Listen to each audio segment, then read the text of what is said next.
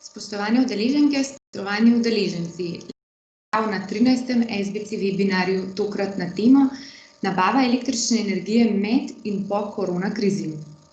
Konkurenčnost podjetij bo tudi v prihodnosti zelo odvisna od nabave. Sprejemljivost cen surovin v kombinaciji z vplivom virusa COVID-19 in ostalih geopolitičnih dogodkov zahteva, da temu področju podjetja namenijo posebno pozornost. V predavanju se bomo posvetili elementom, ki najbolj vplivajo na gibanje cen električne energije in plina v trenutnih razmerah in kakšni so trendi gibanja cen za prihodnja leta.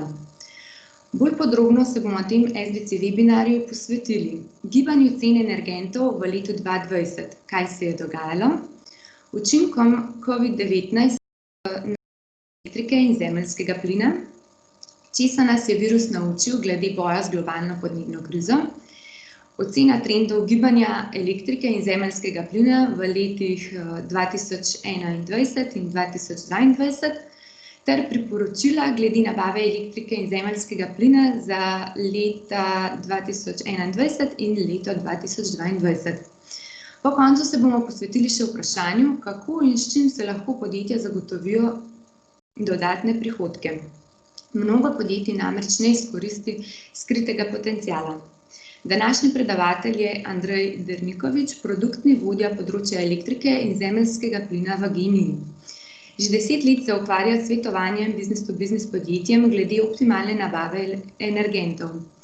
Pod optimalno nabavo razume tako pravilen čas nakupa kot pravilen način nakupa energentov. Kot energetski menedžer pa v GEN-I skrbi tudi za področje učinkovite rabe energije in prodaje storitve na trgu rezerve moči. Za sebe pravi, da mu energije nikoli ne zmanjka in da za vsak izziv obstaja rešitev. Webinar bo moderirala Saša Pipan. Veseli smo, da se je na 13. SBC webinar prijavilo več kot 60 slušateljev, saj je pomembno upravljati stroške električne energije v času korona krize in tudi na splošno. Webinar bo potekal tako, da bomo poslušali predavanje, na koncu pa bo možnost za vaša vprašanja. Na voljo imate sicer več možnosti. Lahko jih zastavite v pogovoru v chatu, ki je druga ikona, že med samim predavanjem ali na koncu, ko bo čas za vprašanja. Lahko pa na koncu predavanj tudi dvignete roko v aplikaciji z gumbom Raise Your Hand, ki je tretja ikona. In ko vam bom predala besedo, prosim vklopite zvok, po potrebi tudi video in zastavite svoje vprašanje.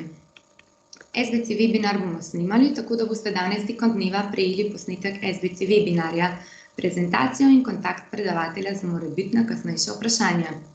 Preden začnemo, prosim še enkrat vse, ki ste se nam pridružili po začetku tega uvodnega dela, da izklopite zvok in video, obenem pa predajam besedo gospodu Andreju Dernikoviču. Gospod Andrej Dernikovič, beseda je vaša. Hvala, Saša, za predstavitev in te uvodne besede. Zdaj pa po moje bi lahko kar začeli z predstavitvijo. Trenutek. Se vidi? Se vidi, vse v redu. Okay. Korona kriza je zelo spremenila naše videnje in kako živimo v tem času. Seveda je pa tudi vplivala na nabavo energentov in na razmere, ki so. Zdaj, če gremo, kaj korona kriza sploh pomeni, malo s podatki. Po svetu je 55 milijonov okuženih, kar je zelo veliko. V tej sliki pa vam kažem, kakšne so razmerje v bolnišnični oskrbi med prvim in drugim valom. Vidimo, da smo v drugem valu ponekod celo presegli bolnišnično oskrbo prvega vala. Vidimo predvsem, da je največ težav so imeli v Češki republiki, in v Belgiji, kjer so močno presegli število bolnišnične oskrbe v prvem valu. Seveda tudi v Sloveniji, ki kaže tale roza barva, če pogledamo prvi pa drugi val.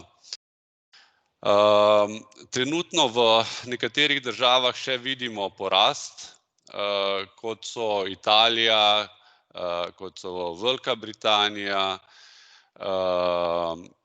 v Nemčiji. V nekaterih državah pa že vidimo nekako okrevanje in to so Belgija z modro, Češka republika z rdečo in Nizozemska. Zdaj, če pogledamo, kaj to vpliva vse, je dosti, da pogledamo samo učinki prometa v Ljubljani v primerjavi z letom 2019. Vidimo, da se je promet v prvem valu močno znižal in vidimo tudi zdaj, sicer ne toliko kot v prvem valu, pa vendar kljub temu.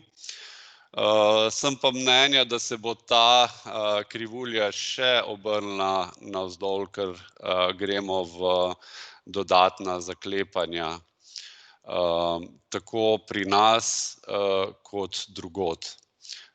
Kaj to dejansko pomeni? Pomeni samo, da ljudje ostajajo doma, da je prevoza na delo manj. Po drugi strani pa to tudi pomeni, da porabimo manj bencina in dizla za to, da se peljemo na delo, oziroma da je to zmanjšanje opazno in da ljudje imajo manjše potrebe po energentih. Zdaj, če gledamo še Evropo malo širše, vidimo, da je v vseh mestih, večjih mestih situacija podobna. Predvsem, če pogledamo Milan z rdečo črto, od katerega so oziroma s katerim sodelujejo naša podjetja, predvsem z italijanskim trgom, vidimo, da so ponovno močen padec v prometu, kar spet nadaljnje kaže na neko zmanjšanje industrijske aktivnosti. Če pogledamo vzhodno Evropo, tudi Ljubljana z rdeče, vidimo, da so močni. Kaj pa to pomeni še na letalskem prometu? Z modro črto je letalski promet v letu 2019, z zeleno črto vidimo letalski promet v letu 2020.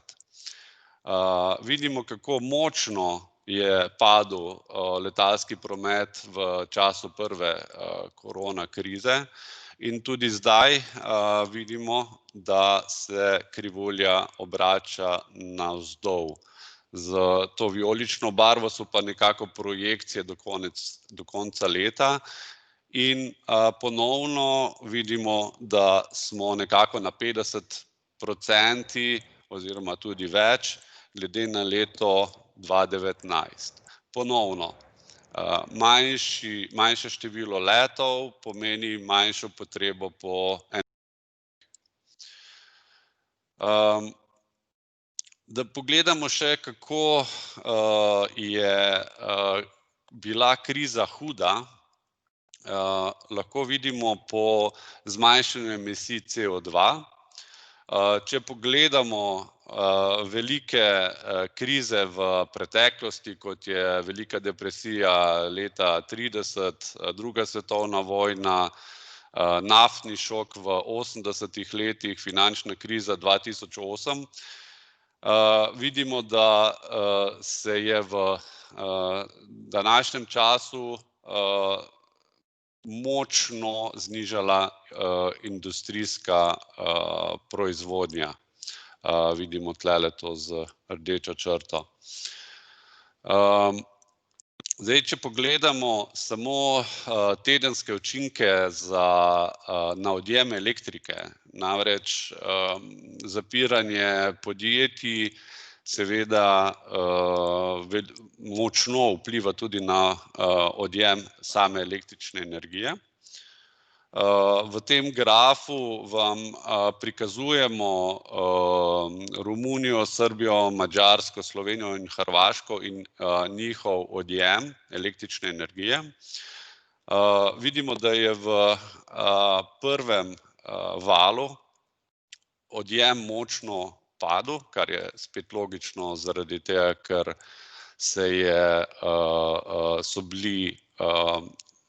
so se ljudje ustrašili tega virusa, ukrepi so bili močni in obsežni, zapiranje vsega je bilo na močnem nivoju. In kasneje vidimo nekako trend nazaj gor po prvem valu. Kar je zanimivo na tem slajdu je to, da nekako Slovenija ni prišla na normalen nivo, tako kot ostala vzhodna Evropa oziroma Balkan, kar vidimo, da so naša podjetja bila kar močno prizadeta z novim korona oziroma staro korona krizo in novo korona krizo oziroma prvim valom in drugim valom. Še vedno smo največ padli na -15% našega, najmanj pa tukaj, ampak to se bo še spremenilo na dol. Če pogledamo, kako so se gibali ceni energentov, vidimo, da je cena oziroma cena nafte močno padla po prvem valu. Razlog je seveda v zmanjšanem odjemu, to, kar konstantno ponavljam. Močno se je poznala zadeva tudi na Kitajski in Indiji, ki so imeli svoje lockdowne, in seveda tudi ostali svet, predvsem Amerika, tudi Evropa in ostali svet, in zato so cene padle. Kar je zanimivo zdaj v drugem valu, je, da z cenami nafte nismo padli na podobne nivoje kot v prvem valu. Razlog tega je predvsem v dobrem stanju azijskih držav, predvsem Kitajske, ki nima tako obsežnega števila okuženih kot v prvem valu, ampak so to nekako uspeli omejiti. Tudi faktorji gospodarske aktivnosti so na veliko boljšem nivoju v teh državah kot v prvem valu. Če pogledamo naprej, premog, cene premoga konstantno padajo od leta 2019 naprej. Razlogi so predvsem v umiku premogovnih elektrarn in zelene transformacije, ki je globalni trend. Vidimo tudi, da je avtomobilska industrija prišla na električne avtomobile in povsod po svetu se nekako premogovne elektrarne izogiba oziroma zapira in nadomešča z drugimi viri, kot so sonce in veter. Če pogledamo CO2 kupone, naj poudarim tukaj, da so CO2 kuponi glavni driver cene električne energije v Evropi. In ponovno vidimo, da se je v prvem valu cena kuponov znižala, kar za nekaj evrov, iz približno 25 pa skoraj na 15 evrov. Zdaj pa vidimo, da cene CO2 kuponov rastejo. Predvsem sta tlele dva razloga. Prvi bolj finančni razlog je v tem, ker so skladi ugotovili, da so dobra naložba CO2 kuponi in so se iz ostalih tveganih naložb usmerili na področje CO2-ja. In še pa bolj posebno pa je odločitev Evropske unije, da do leta 2050 zmanjša količino CO2 kuponov za 55%. Nekako Evropski parlament je te usmeritve sprejel, čakamo pa zdaj še odločitev evropskih voditeljev, ali bojo to sprejeli ali ne. Če pogledamo po drugi strani porabo emisijskih kuponov, vidimo, da je področje za energetike in ogrevanja močno zmanjšalo potrebo kuponih, ostala industrija pa ne toliko. Ostala industrija, tlele prikazujemo vse, kar ni energetika ali ogrevanje, papirna industrija, farmacevtska industrija, jeklarska industrija in tako naprej. Kljub temu pa vidimo, da so podjetja aktivno gledajo na to zeleno transformacijo in zmanjševanje svojega ogljičnega odtisa. To po eni strani je logično zaradi tega, ker CO2 kuponi povečujejo stroške teh podjetij, po drugi strani pa tudi zelena transformacija oziroma trend dekarbonizacije v tem sektorju. Če pogledamo, kaj se je dogajalo na indeksu vodij nabav proizvodnega sektorja, kaj ta graf prikazuje.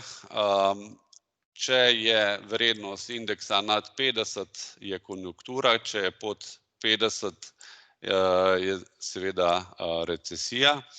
In tlele vidimo spet v prvem valu, da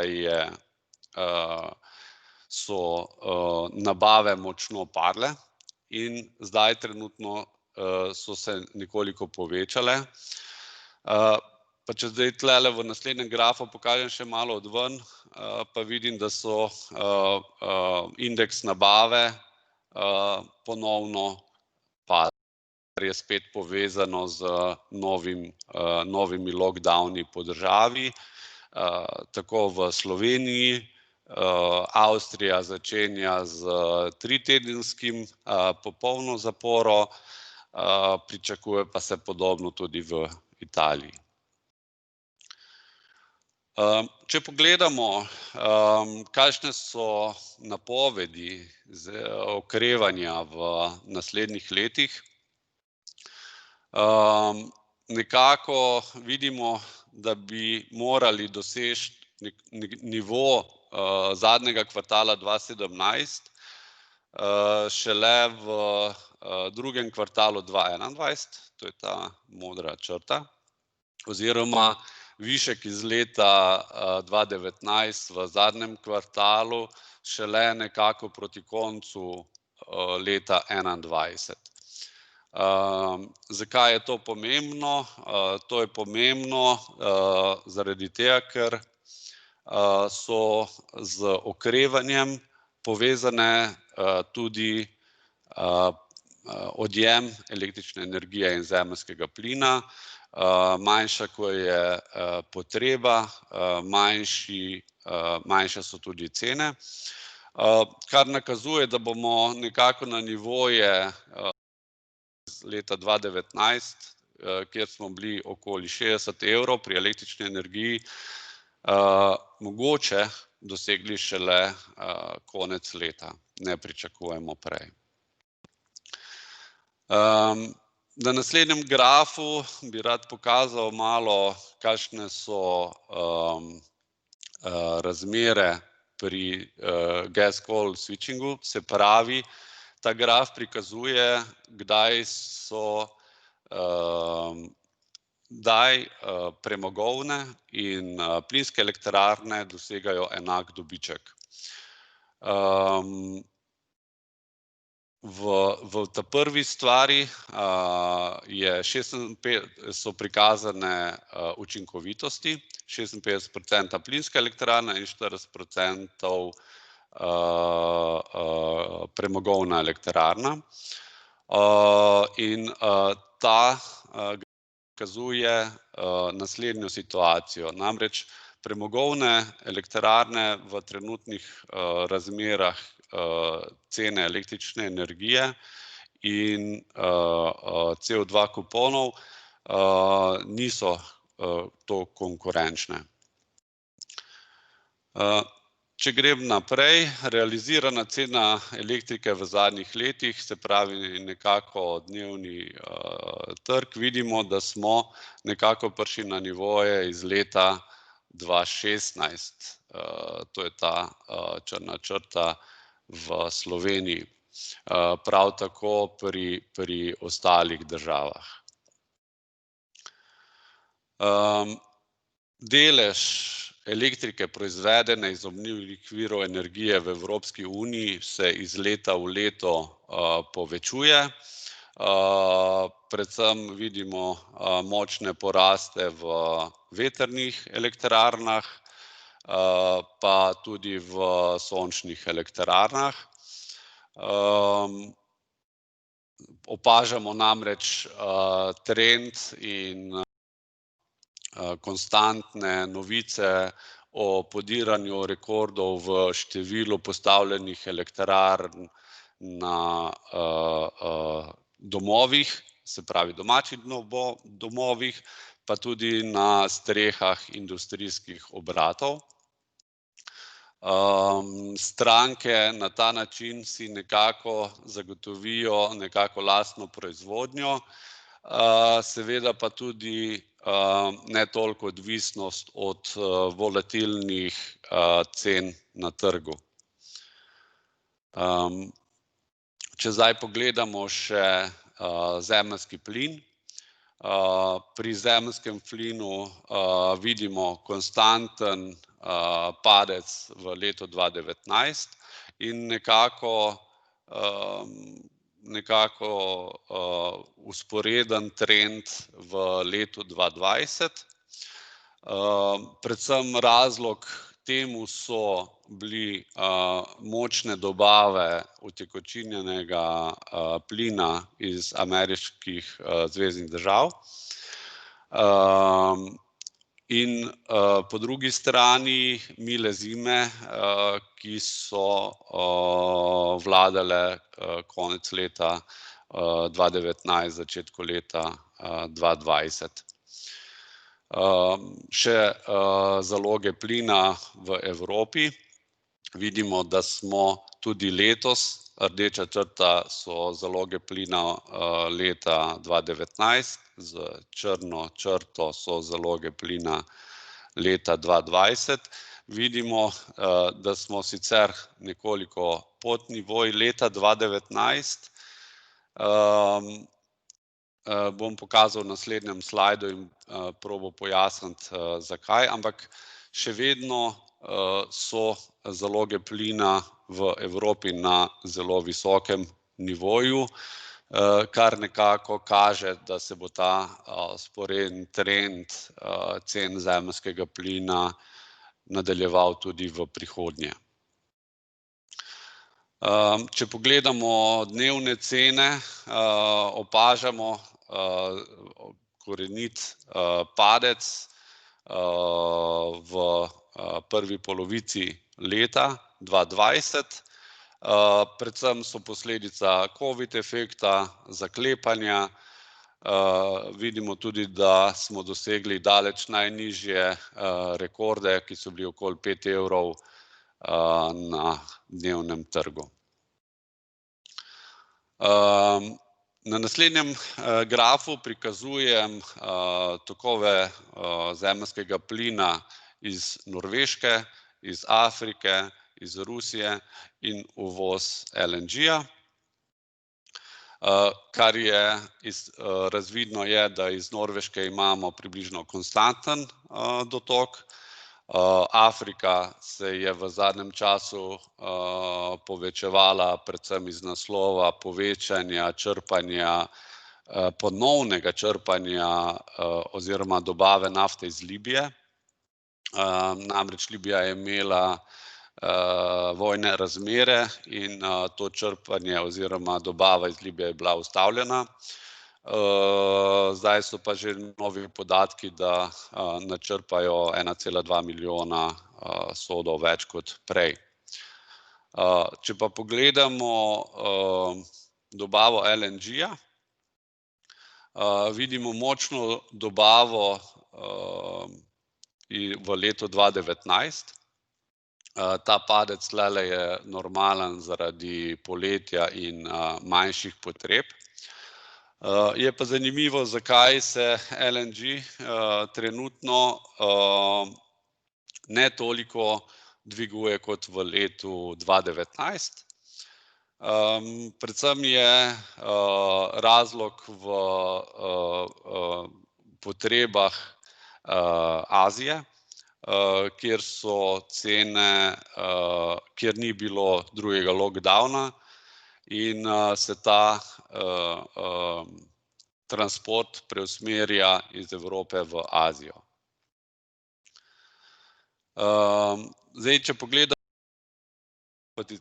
rast kapacitet za utekočinjen zemeljski plin, vidimo, da vse države te kapacitete povečujejo, kar ponovno pomeni, da je to en velik faktor ali pa vpliv ali pa trend, ki se dogaja na zemeljskem trgu. Se pravi, tudi zemeljski plin je postal zelo globalen in tudi Evropa močno povečuje svoje kapacitete, s čimer si želi po eni strani dobivati nižje cene zemeljskega plina in po drugi strani si veča možnosti iz različnih dobav zemeljskega plina, tako ruskega, norveškega, afriškega kot iz Amerike.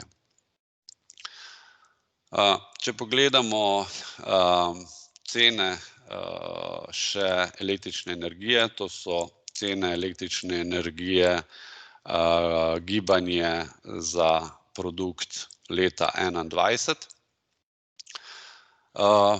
Ponovno padec zaradi covida, zmanjšanje odjema in zmanjšanje cen električne energije.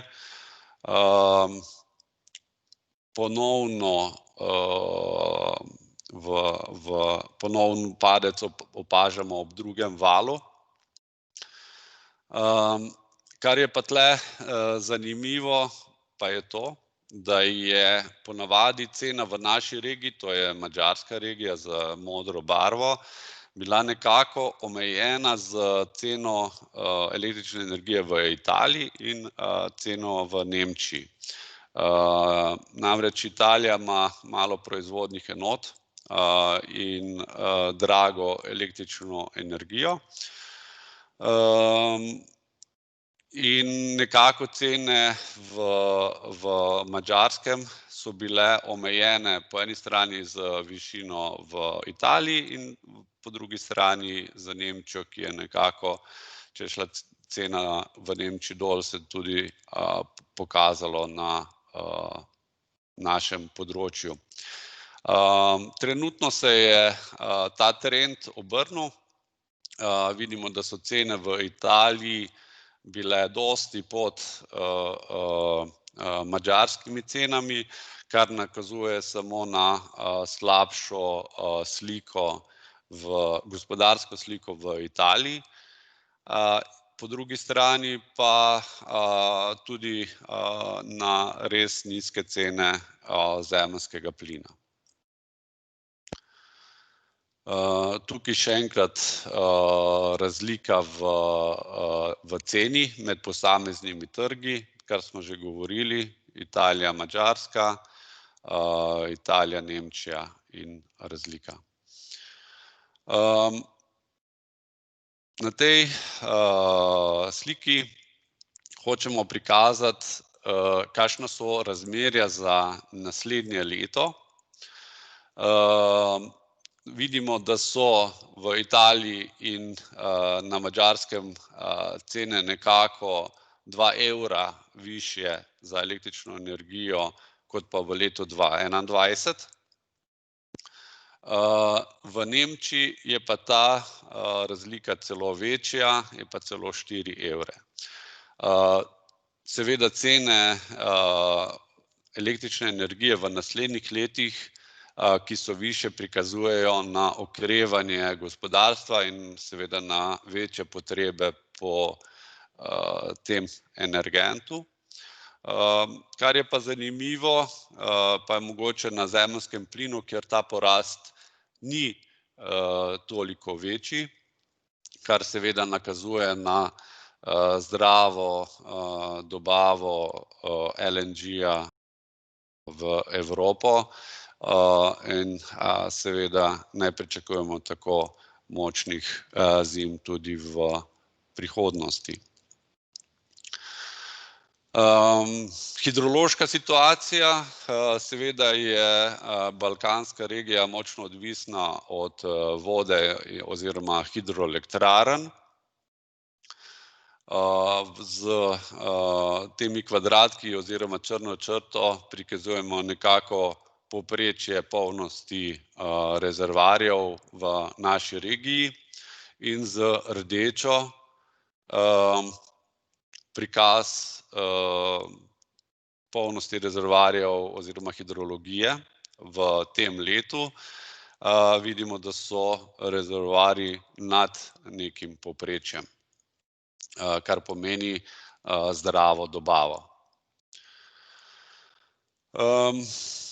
Mogoče zdaj, da se malo usmerim v vseh teh pandemijah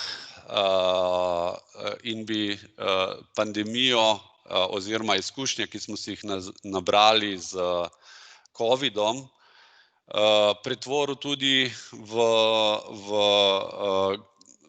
globalno podnebno krizo oziroma v zeleno transformacijo, ki vse nas čaka. Namreč zaustavitev širjenja virusa zahteva ekstremen poseg v naše navade in naš način življenja.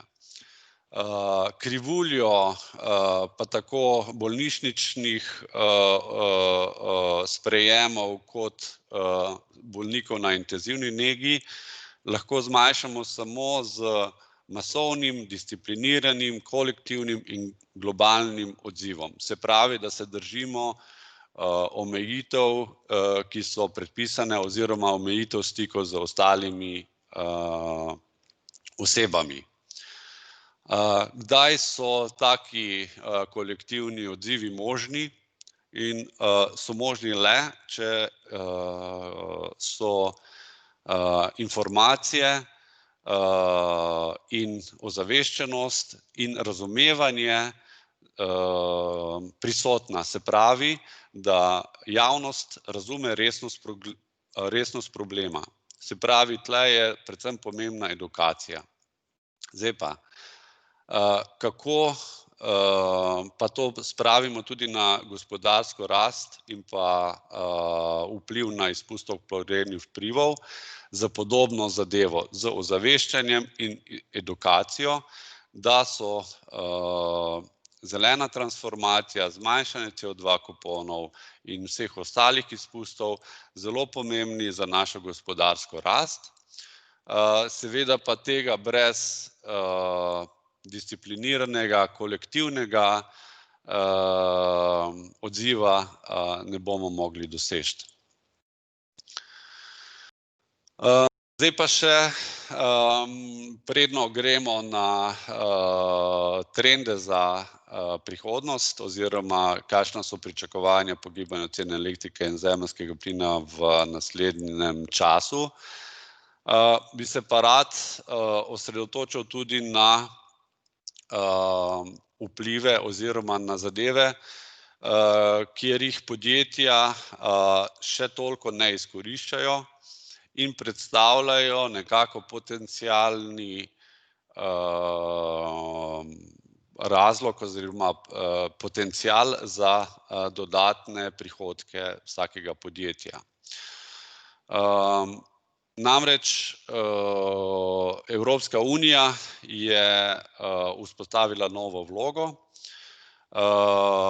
aktivnega odjemalca, kar pomeni, da je vsak, pa še tako manjši participant na trgu električne energije, zmožen oziroma ima možnost nekako ohranjati stabilnost omrežja. In to se seveda plačuje. Kako to poteka, pa če malo širše to razložim. V preteklosti se je z povečevanjem rabe električne energije so se gradile nove elektrarne. Seveda je to zelo dolg proces, po drugi strani pa tudi slabo vpliva na ekološko sliko v svetu, saj povzroča dodatne izpuste. Zdaj pa, po drugi strani imamo pa dve možnosti. Po eni strani lahko povečujemo proizvodnjo električne energije ali pa znižujemo odjem. In znižujemo odjem na veliko bolj preprost način, kot pa gradnja novih elektrarn, kar spet pomeni, da vsak participant lahko v tistih kriznih časih, kjer je trenutna potreba po električni energiji, naj si bo to v določenem času, kjer je potreba industrije največja, naj si bo to takrat, kjer je premalo vetra ali pa sonca, z vstopom v ta trg doprinese k ohranjanju stabilnosti omrežja. Tule bi lahko ali pa bi rad povedal, da GEN-I je agregator, ki z temi razpršenimi viri upravlja. In na tej sliki je tudi prikazano, koliko teh enot že imamo v naši virtualni elektrarni. Tulele še, kako smo povečevali število oziroma megavate rezerve moči v Sloveniji in Avstriji in da smo zagotovili že preko milijon prihodkov iz naslova prožnosti v Sloveniji in v Avstriji. To je tisto, kar bi vam pri GEN-I-ju radi svetovali, je, da fleksibilnost nosi vrednost in da jo je potrebno čim prej vključiti. Priporočamo avtomatizacijo vodenja energetike in kako to lahko naredite, je samo na tak način, da oblikujete interdisciplinarne time, ki so sposobni vse dele tovarne povezati v neko celoto in z določeno fleksibilnostjo pri odjemu tudi dobite dodatne vire prihodkov. Seveda fleksibilnost zgori skozi daljši čas in je nekako postopna oziroma ima neko organsko rast. Priporočamo pa tudi povezave z zunanjimi partnerji v neke širše skupnosti, saj fleksibilnost ni problem samo lokalne optimizacije, ampak tudi širše. Zdaj, če gremo še na ocene trendov in priporočila. Če pogledamo glede samega odjema,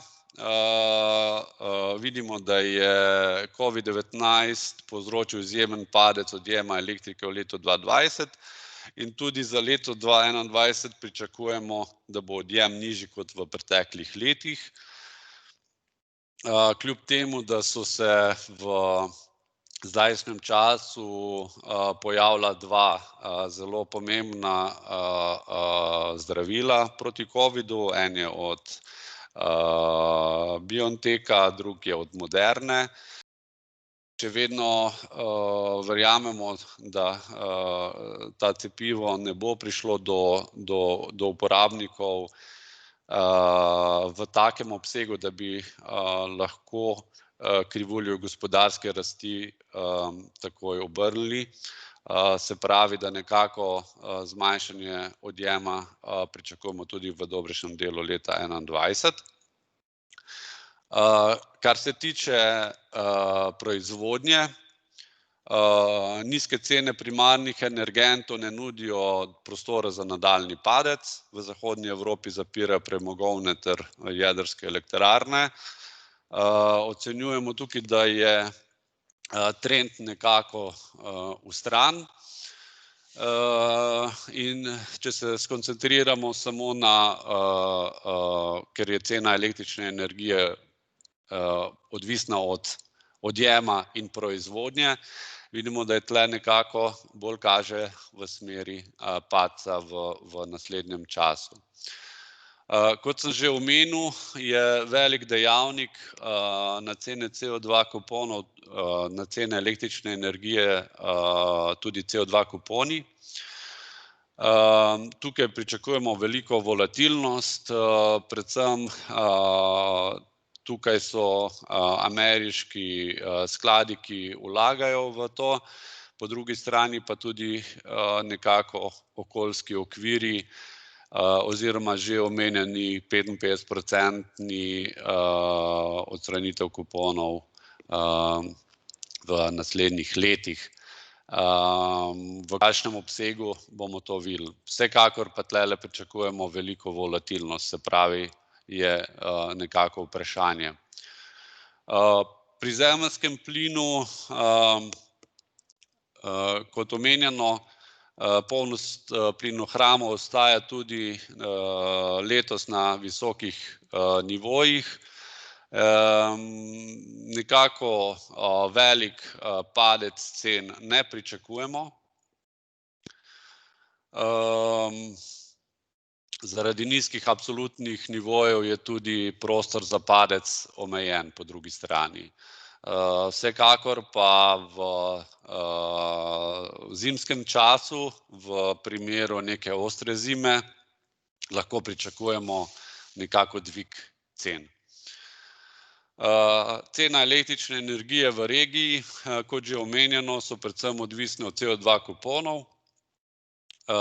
O visokem stanju akumulacij hidroelektrarn in znižanem odjemu ne pričakujemo bistvene rasti v primerjavi z zahodnimi trgi.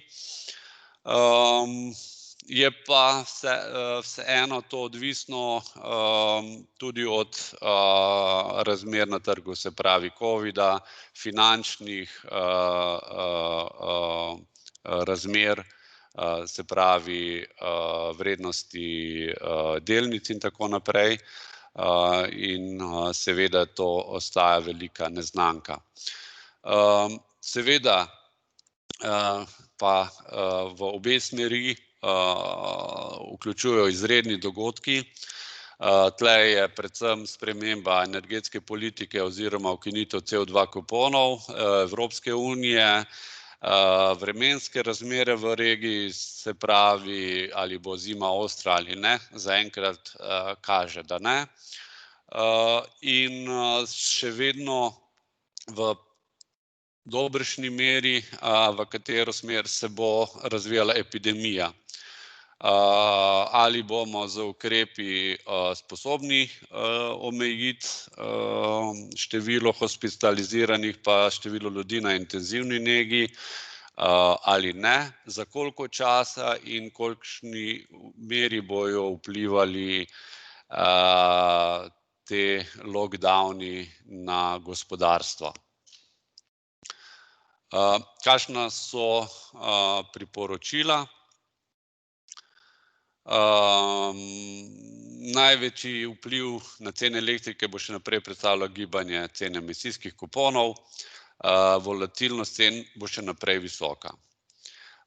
Kaj priporočamo? Ločeno za električno energijo pa za zemeljski plin. Priporočamo, da izkoristite trenutno še vedno nizke nivoje za zaklep električne energije za naslednje leto in leto 2022.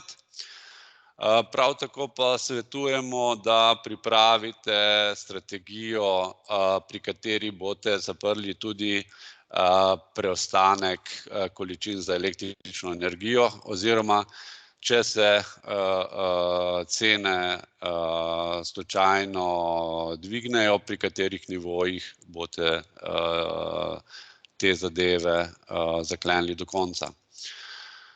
Kako je pri zemeljskem plinu? Vsekakor so trenutni nivoji zelo dobri za zapiranje. Če se pa ukrepi nadaljujejo, so pa možni tudi dodatni padci in te je potrebno tudi izkoristiti. To je pa to. Hvala za pozornost pa zaupanje. Najlepša hvala. Zdaj pa kar vabim udeležence, da če imajo kakšno vprašanje, da ga kar zastavijo v pogovoru, se pravi v chatu, tukaj zgoraj druga ikonca ali pa z dvigom roke. Po želji. Da vidimo, če je okej. Drugače je bilo pa res zelo izčrpno predavanje, izčrpna predstavitev. Tako da, če mogoče ne dobimo nobenega vprašanja, glede na to, da ga tekom samega predavanja nismo, bo pa mogoče kakšno vprašanje potem, ko se je prišlo. Mogoče samo toliko, vkolikor se vam porajajo kakšna vprašanja glede fleksibilnosti, se lahko komot obrnete name ali pa tudi glede kakšnega nasveta, glede zakupa električne energije in zemeljskega plina. Po drugi strani bi pa mogoče navezal tudi na eno od naslednjih predavanj, kjer bomo zadeve fleksibilnosti ali pa zadeve po neodvisnosti z oskrbo z električno energijo, se pravi postavitev sončnih elektrarn in zelene transformacije še bolj detaljno predstavili, tako da vse udeležence vabim, da se tudi tega webinarja udeležijo. Bo sigurno veliko pomembnih in koristnih informacij. Tako je, se strinjam, da bo tudi naslednji webinar tako zanimiv, kot je bil ta.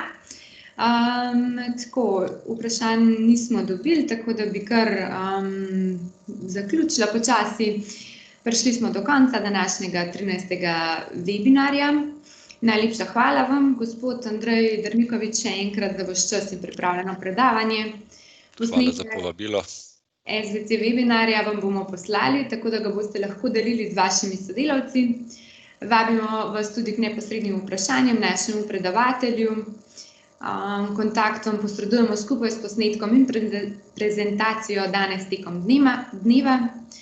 Verjamem pa, da se vidimo kmalu spet na naslednjih SBC webinarjih, nekaj naslednjih v naslednjem tednu. V torek 24.11. pripravljamo SBC webinar na temo Čas covida, kako poskrbeti za zdravje, ko delamo od doma. V sredo 25.11. je SBC partner na dogodku podjetja Tikopro, ki je član SBC. Webinar pa bo na temo, kje bodo sredstva iz Evropske unije med leti 2021 in 2027. Ter v četrtek pripravljamo SDC webinar, ponovno z odvetniško družbo Rojs, Pelhan, Prelesnik in partnerji, na temo 8 točk, ki jih morate poznati pri postopkih v zvezi s presežnimi delavci. Tako, najlepša hvala vsem za pozornost. Ostanite zdravi in srečno. Lep pozdrav. Nasvidenje.